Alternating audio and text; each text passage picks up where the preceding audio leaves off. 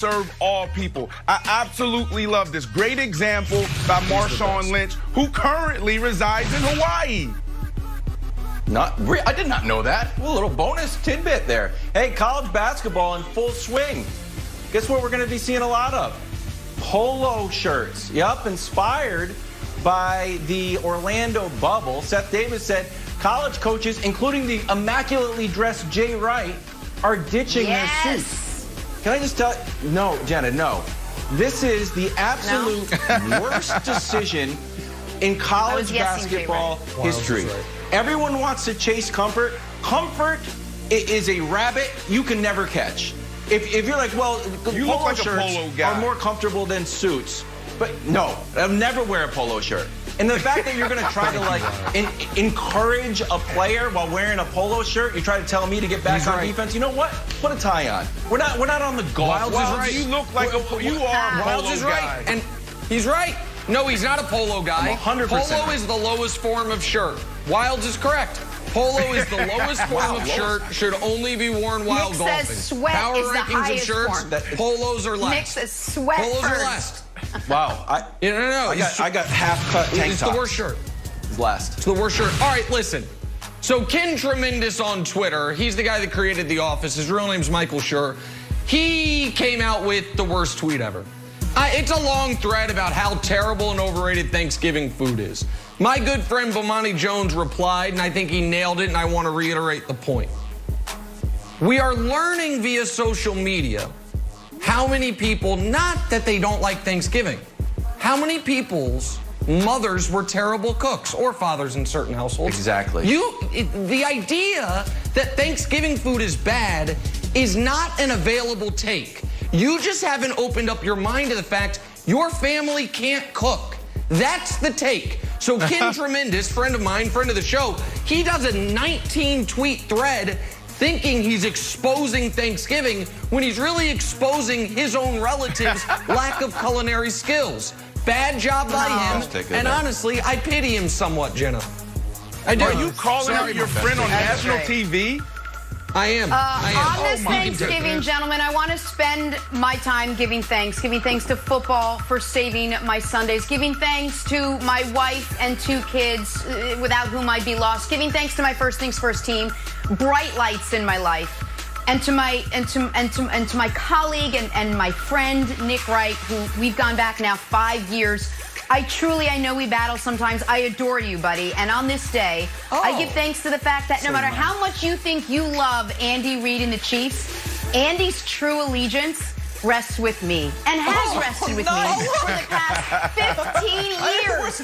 I was just looking for the right time to lay it on you that Andy's true love is with me and not with the other anchor on First Things Hold on, First. I have so many questions. What's the problem? I have so many questions. Look at Andy. How old are you in the younger picture?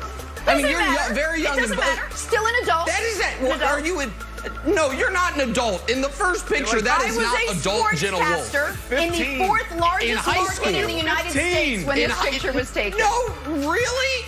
That was as a baby face. Wow. Wow.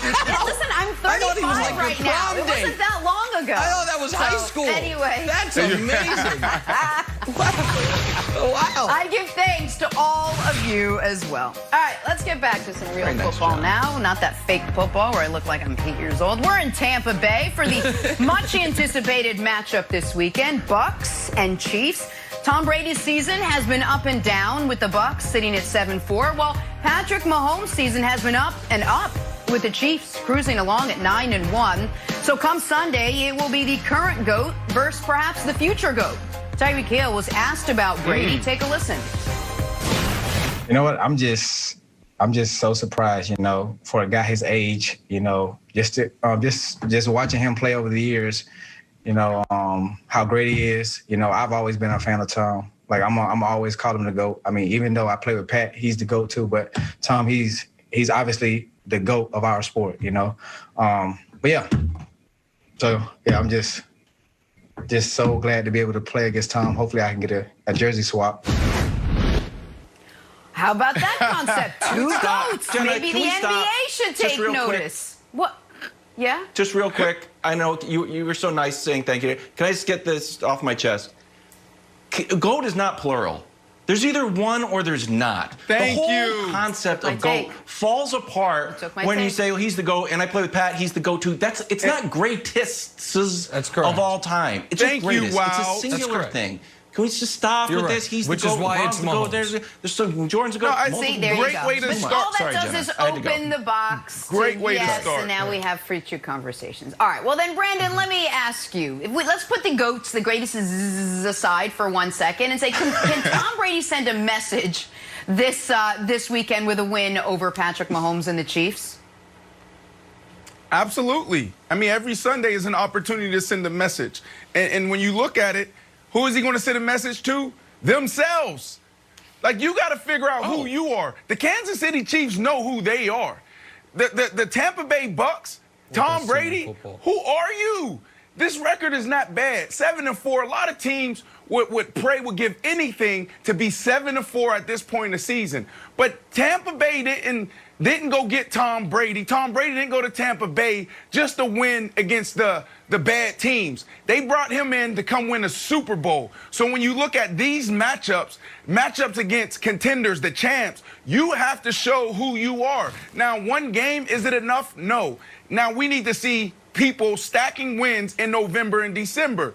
They need to figure out exactly who they are, Nick. Tom Brady is a perfect opportunity. We talk a lot about Mahomes. We talk a lot about Andy Reid. We talk a lot about how this offense can beat you so many different ways. But this defense is really good. One of the things that we don't talk about, because it's not a real flashy defense, is their takeaways. They're second in the league in taking away the ball. They got 10 interceptions, 5 fumble recoveries. Tom Brady, he needs to protect the ball. Every time we look up on some type of primetime game, there's a turnover. He needs to come in. They need to have a balanced attack. He needs to protect the ball. If they do that, they have a good chance of beating this team and sending a message to themselves. This will be one of many games that they need to stack heading into December. Those are all really good points, Brandon. And you're right. There's a lot of teams that would kill to be 7-4. Absolutely. I mean, not the Browns again. They're 7-3. They would be upset if they're 7-4. But there's a lot of teams, bad teams in particular. But I want to talk about two people that I feel badly for preemptively. The first is Tyrek Hill, because I don't know if you heard at the end there, Tyreek saying, "I'm hoping to get a jersey swap." And what do we know about Sunday? Tom Brady ain't going to be on the field to swap no jerseys. After losses, beeline to the... Yeah, you got it. And Brandon, here's what I get. Brady must have won that game. I don't know the story about that jersey, but I know this. Either it came after a Jets or Dolphins loss, or it arrived via U.S. mail. It did not come after you guys beat him. Yeah, please, go ahead. And then I'll tell you the other person I feel bad for. I chased them down after the game. I chased them down after the game. We actually beat them. It was a Dolphins win. I chased them down. I said, Tom, send me your jersey. I said, can I have your jersey? Take it off right now. He said, no, I'll send you one. 3 years later, finally found it in my garage, all wrapped up in a UPS box. So he didn't give it to me right away. He ended up sending it to me. But I had to ask 2 or 3 times. Yeah. Okay, there you go. So, all right, so listen, maybe you can send Tyreek a message on how to get it. But Wilds, here's the other person I feel badly for. I feel bad for Tom, because this is not a fair fight on Sunday. And so I'm going to go back to March 28th, 2003. Now, that day might not mean much to many of you guys, but it happened to be the night of my senior prom for high school. And I remember this vividly, partly because it was senior prom. I was going to be late for senior prom. Why? Because it was the final ever matchup between Michael Jordan and Kobe Bryant. Jordan was last year with the Wizards, had a couple weeks left in the season. They weren't going to play each other in the playoffs. And people, kind of tried to set it up as a passing of the torch. But it wasn't a fair fight. It was old and not what he once was, Michael, against in his prime Kobe. And that night, if memory serves, Michael scored in the low 20s, and Kobe scored 55 points, damn near his career high at that point. And that wasn't an indictment on Michael and what he had achieved. It was a statement that it is not his time anymore. And that is where we're at right now in the NFL. It is not Brady's time anymore. We know whose time it is, Wilds. So this idea that Brady is going to be able to send a message or hold off Mahomes, it's not fair to put it in those terms. He's almost 20 years older than the guy. And so, yeah, I don't expect messages to be sent, and I don't expect this to be a really fair fight for Brady. I mean, this is fantastic. I don't know who the person is who does Tom Brady's social media, but I hope they clip this off and they can play this before the game, because you just delivered the perfect pump-up soliloquy, Nick. I thought it was fantastic. Here's the thing. Oh, thanks. Tampa Bay versus Mahomes, I think is very Jordan Wizardsy. I totally get it. That's why I don't want him to be Tampa Tom or whatever. I can't even get the stupid nicknames right. I don't want him to be that Tom Brady. I want him to be Patriots Tom Brady. And you know what?